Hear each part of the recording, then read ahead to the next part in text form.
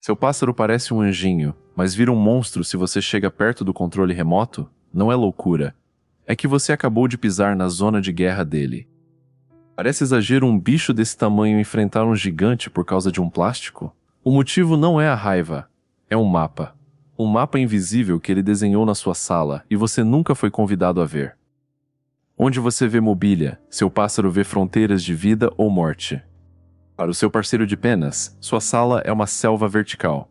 Aquele armário alto é o posto de observação contra predadores. Aquela fresta na estante, uma toca secreta.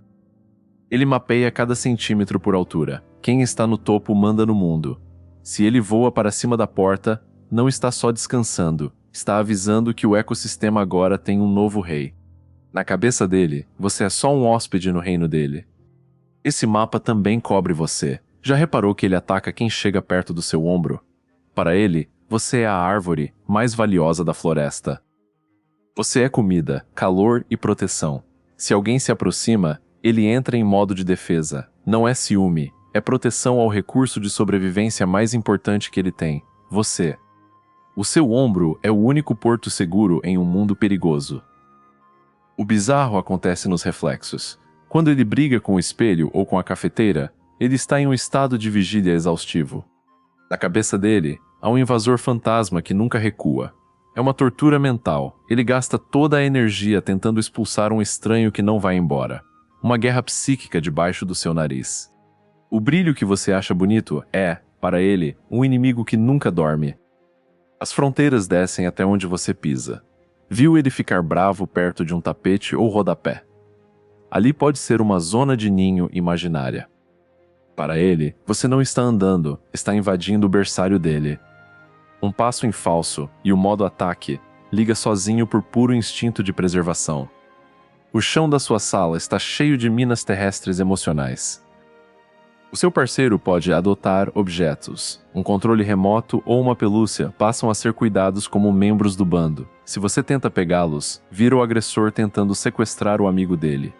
Às vezes, seu maior rival é um objeto de plástico de R$10.